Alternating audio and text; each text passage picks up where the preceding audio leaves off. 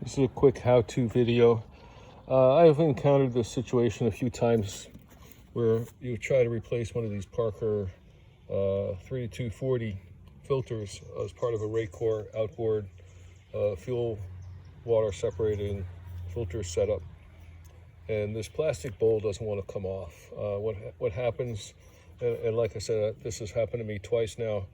The rust from the outer bowl here, this is exposed to the weather, salt water and so on. The rust to the outer bowl here starts to get onto the threads inside, and the plastic becomes bound to the threads. So you start to turn it, and it's actually causing the threads to turn inside the mechanism. And I'll show you what the old filter looks like.